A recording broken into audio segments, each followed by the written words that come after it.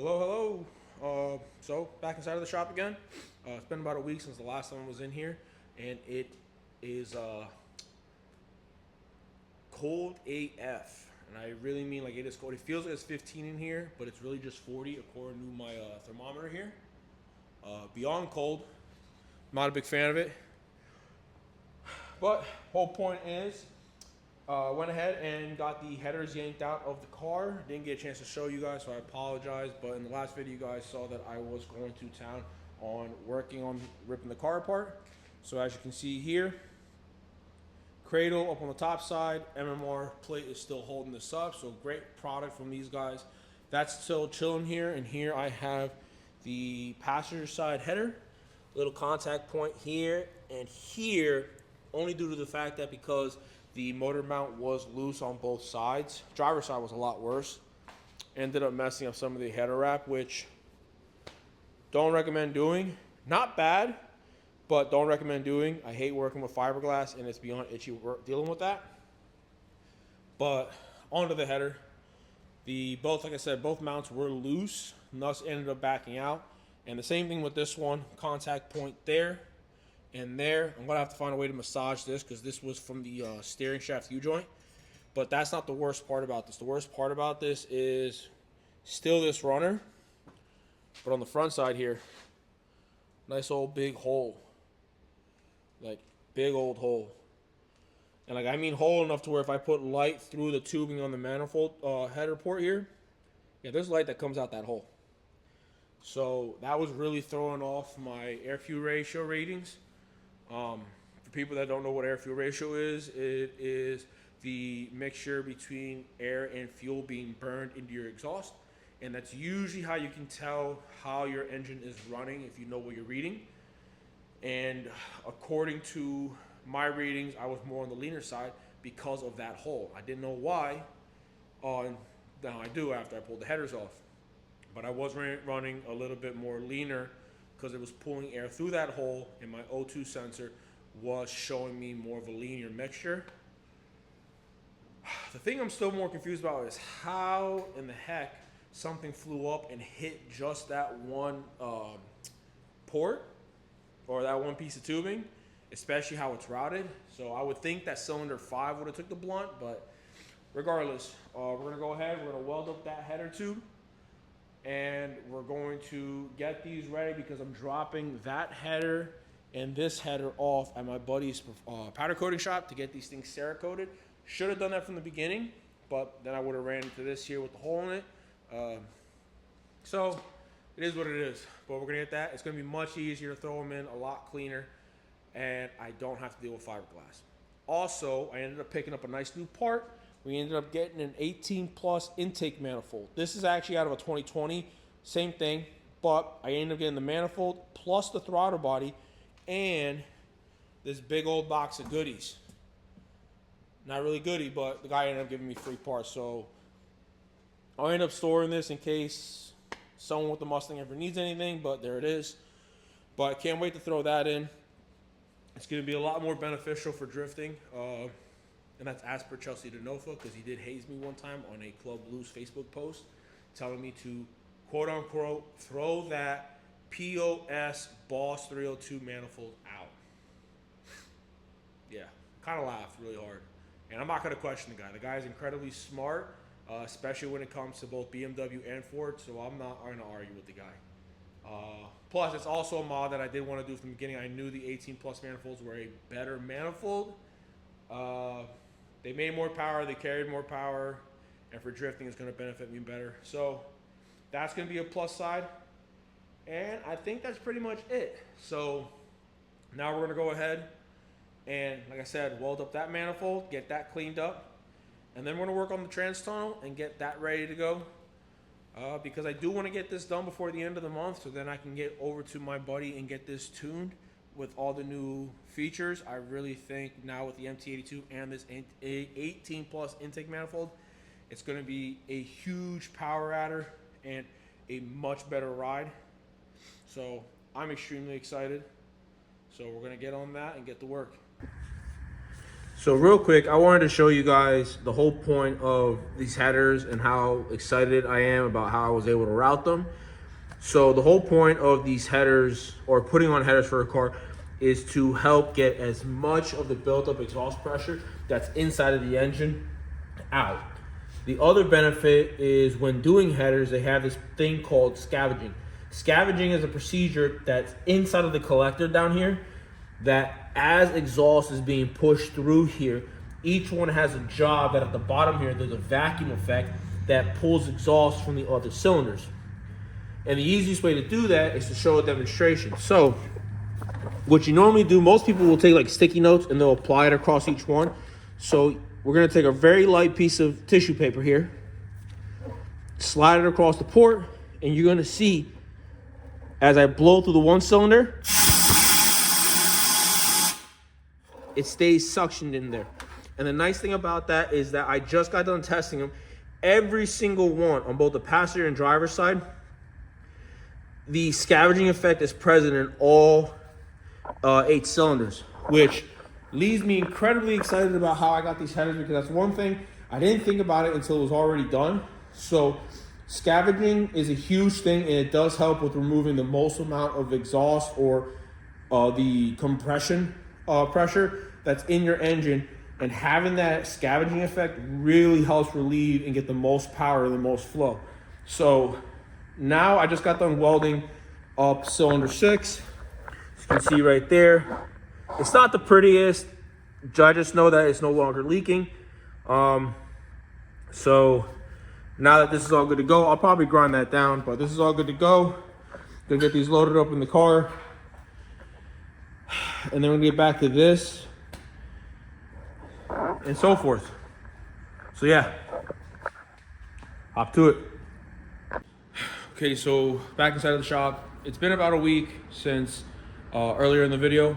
Just got done dropping off the headers off at my buddy's shop, and he's going to get them cleaned up and get those Cerakoted so that we can get this back on, get the engine cradle back off, get the subframe put back on, and get this locked and loaded.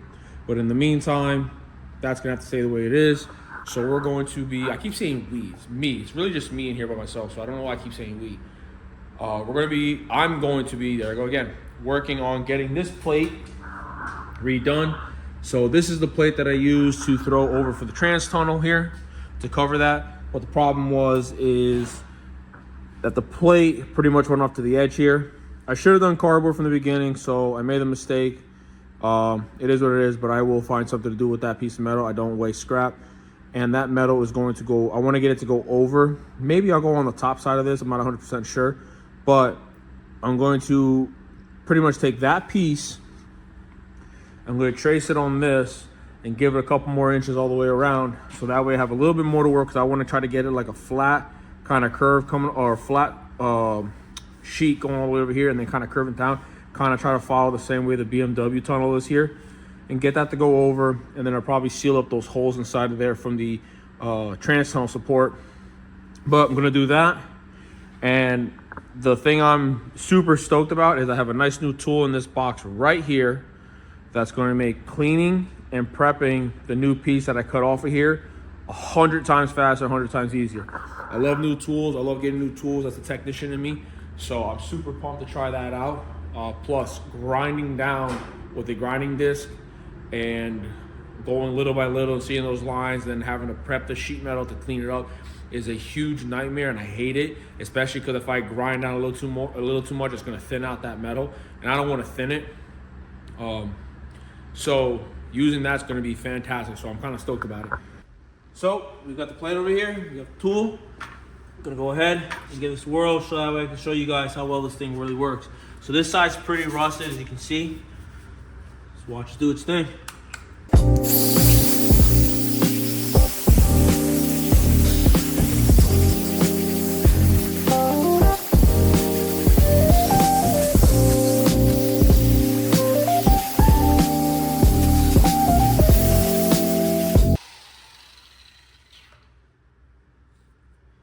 And there you have it.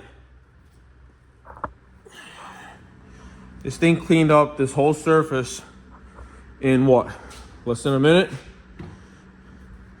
My diagram would have probably took, I don't know, almost 10, 15 minutes, maybe 20 minutes to clean all that off. And coming from my mentality as a flat rate technician, time is everything, especially since I don't really get a whole lot of time to spend in the shop. So you can see that tool is well worth the money. I'm pretty sure with a more abrasive roller, it'll take it off even faster, which is insane because that was, like I said, that was less than a minute. And I got that off real quick. Well, it felt like less than a minute, probably more like 2 minutes. Who really cares? That's ridiculous, man. This cold is insane. So, with that being said, I'm gonna clean up the other side of it and then throw it up in the tunnel or throw it up on the tunnel and get an idea of where my bends are gonna be and stuff like that. So that way I have a good idea of where I need to cut, bend, form, whatever you wanna say to make this work inside of this car. So now that you guys got to see the nice new cool tool, it's time to get this car done, or at least closer to being done. All right, so apologize again in advance. I was able to go ahead and get a lot done to the car, and by a lot I mean the fuel tank is out, the surge tank has been repositioned, a bulkhead plate's been installed in the back of the vehicle. I'm just gonna show you guys, it's a lot easier. So surge tank has been repositioned, and I'll explain to you guys why I did that. Bulkhead plate's been installed, AN fittings, Radium bulkhead plate, comes with 5 AN fittings. I pretty much don't think I'm gonna need all 5 of them, but those are installed, and I'll show you guys what I've been waiting for. I had to wait a couple days for the fittings to come in, but that's in, and the fuel tank is out. Still a good amount of fuel in here, but I have to remove that because it has been sitting, and to clean this all up because this tank is a mess. Not like it really matters, but I do want to get that done out of the way. But that is all done. Now that the tank is out and parts have finally showed up, I've been waiting for some fittings. I've been waiting for some stuff from FLF, Finish Line Factory.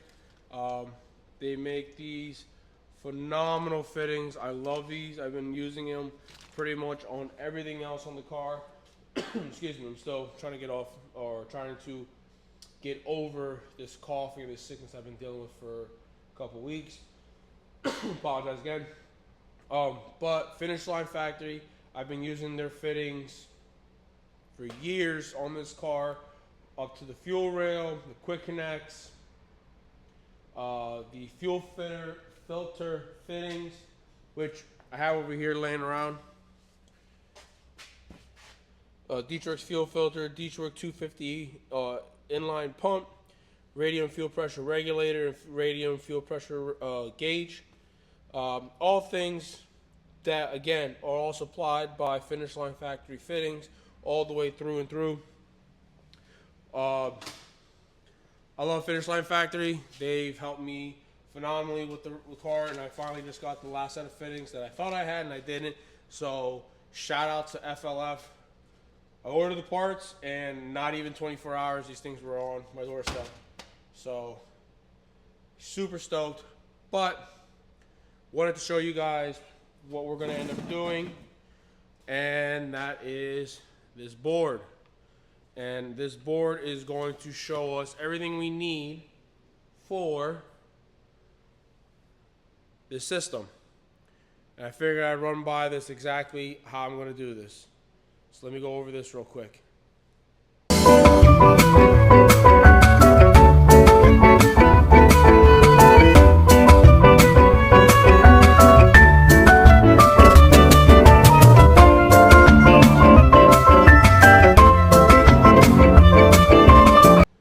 So now that you guys got a lesson, an explanation on, it is getting cold, an explanation on how to run a surge tank setup inside of a stock fuel tank assembly on your race car, you guys just saw it.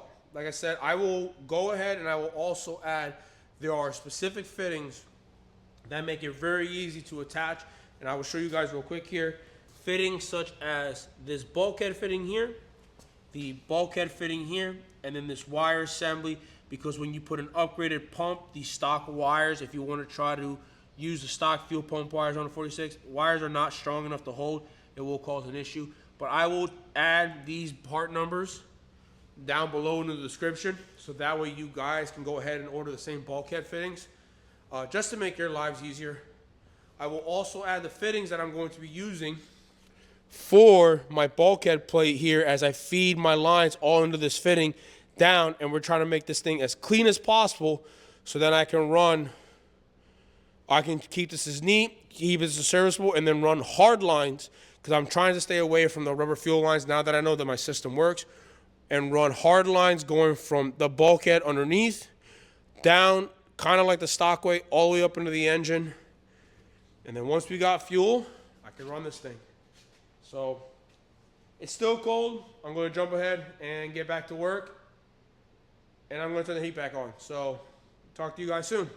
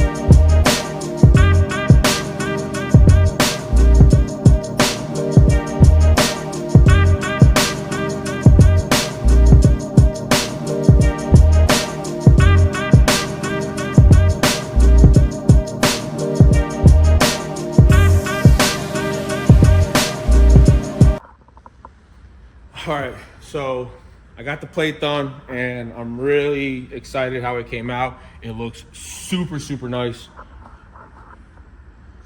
And I say super, super nice for something that I do here in my garage, as you guys saw earlier, bending this plate using a table vise. But it's in, no hitting.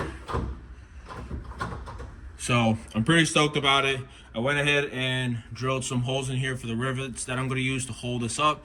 Probably put a little bit more, one on each of the flat points, just to kind of keep this up as tight as I possibly can. I ended up changing some bolts. I found these pretty decent Allen bolts. Not really what I wanted to do, but they're all the same, so I just have to use one tool instead of having a 12 on one, a 13 millimeter on another. But I have a spacer, trying to help this make it a little nicer. That way it's not, you know, a boot right on the ball. I'm not a real good fan of this look, but it doesn't matter. It's not about looks, it's about performance. So, got it all done. The next step is I'm probably going to pull that plate off. Excuse me. Probably going to pull that plate off and do either some kind of spray on the bottom side of it, like maybe the Rust-Oleum, like exhaust, high temp spray. May even go and do like the DEI heat tape. I'm gonna run through a couple ideas, but just to keep some heat on the bottom of that plate, dissipating from contacting the plate, because there's gonna be heat underneath there, especially when it comes into the summer weathers. So I'm gonna see if I do that. Before I rivet it, I wanna see if I throw an actual coat of paint on the top side, either a black or a silver to match the interior, just for now until I decide to actually spray bomb the entire inside of the car. So yeah, that's gonna be pretty much it for that.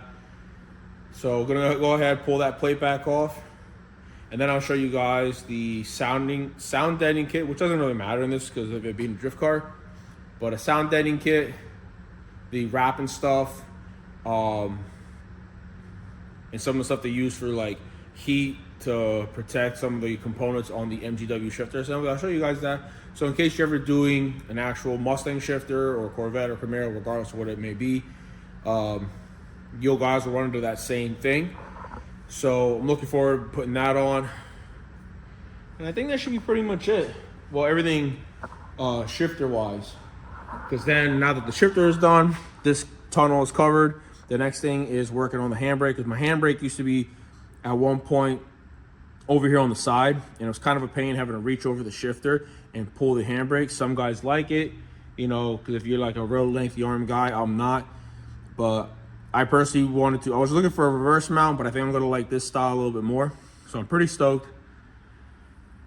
Yeah, so hopefully now that the one part I was concerned about is done, I can get the seat in, see where I want to locate myself, so that way I have a good proper seating, so that way I can grab the shifter, because I was kind of reaching really far back. My elbow was hitting the seat. Hopefully I can get that fixed, and that should be pretty much it. So once this is done, then we can move on to a couple other things. Redoing the firewall back here, because Club Loose was kind of very no against this style that I had, because I do have gaps that need to be taken care of. So I'll take care of that. The fuel system, which involves dropping the tank, because I have a few mods, rerouting the brake line for the handbrake assembly. And then the last thing is I have a mod to do up front here that's supposed to help me with some issues that I ran with a couple leaking components, and I want to get it taken care of. And then that should be pretty much it. Hopefully by that time, I should have the headers back. Hopefully within the next week, by this week or whatever, I should have the headers. Then I can throw those back on, throw the subframe back on, the front subframe back on, and then I'll be able to button this thing up and get it back down on the ground. So I'm really excited for that. Just because it'd be nice to see how the MT82 is going to shift, and I really want to find out. And then I can get that manifold put on, and then get this tuned. Then the last thing is going to be looks, because this rear end is pretty busted. And I need to get this, and I want to get this straightened out. So little by little, but gonna be really pushing for it.